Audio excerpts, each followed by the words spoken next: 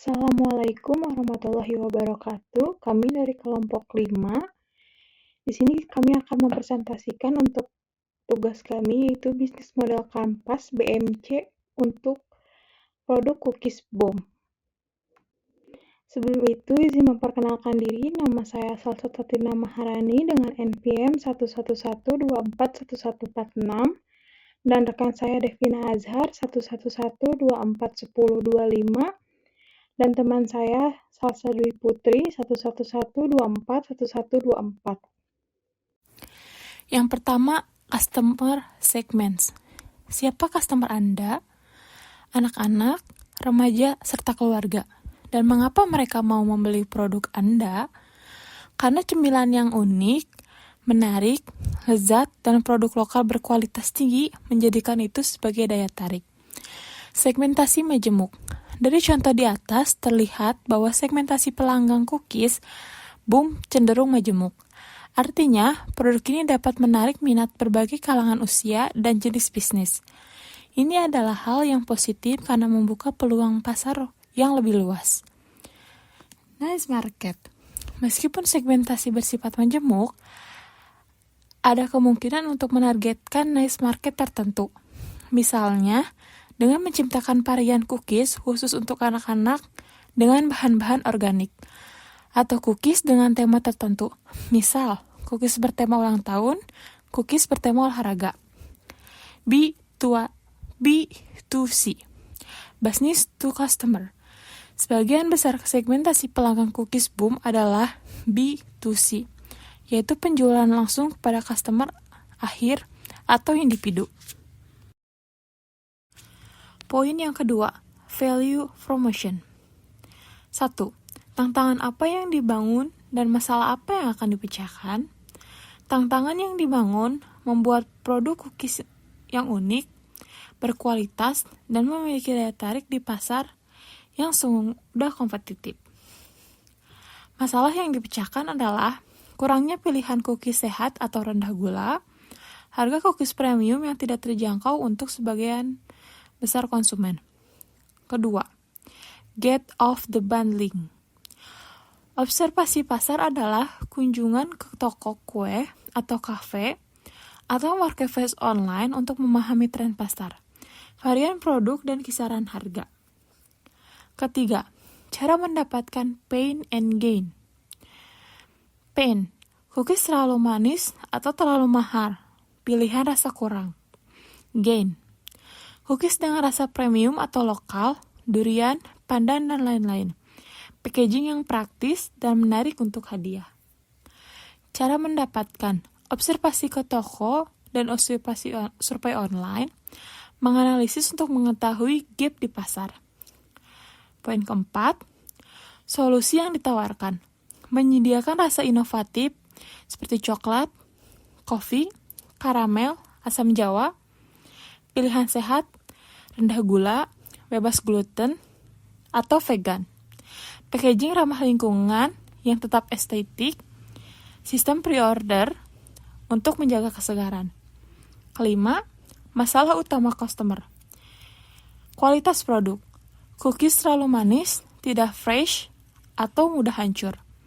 Pilihan rasa. Kurangnya inovasi rasa yang sesuai dengan tren pasar. Harga. Mahal untuk ukuran kecil atau rendah value for money.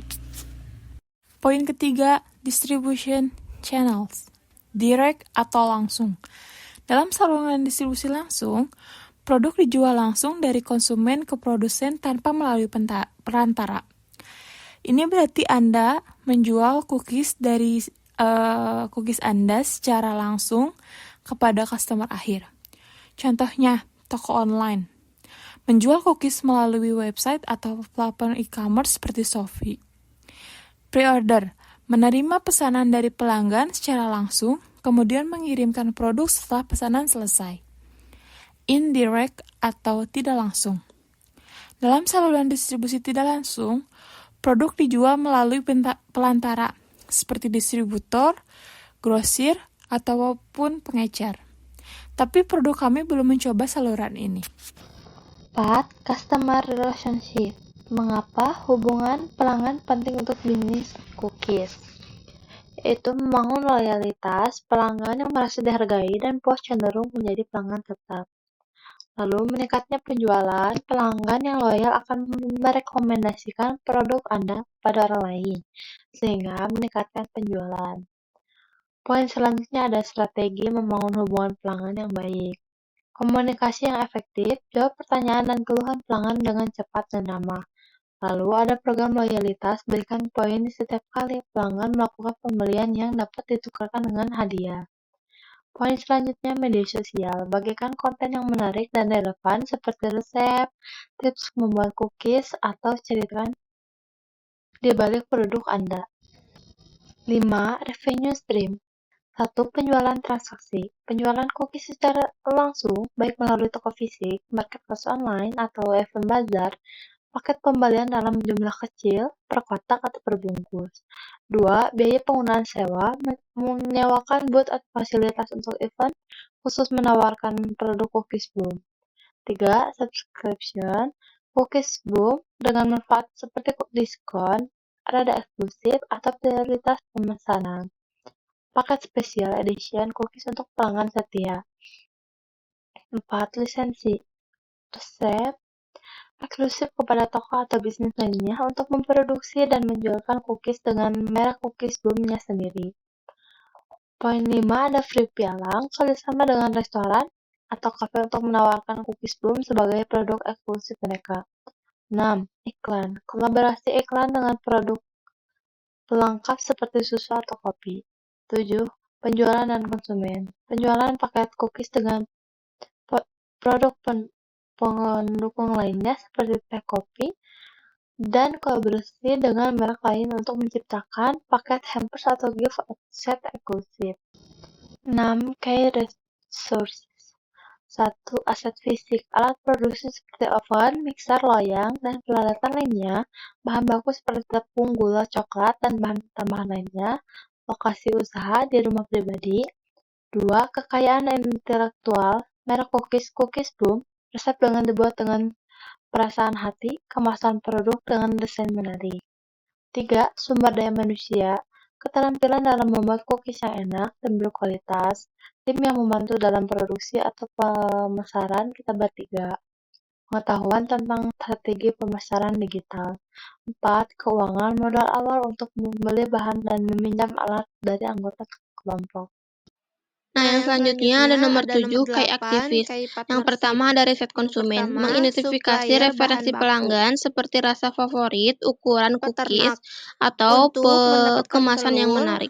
Memahami tren pasar untuk produk cookies. Yang kedua, pengembangan produk, mengembangkan varian rasa atau edisi khusus, misalnya rasa musiman, meningkatkan kualitas produk untuk menjaga rasa dan tekstur.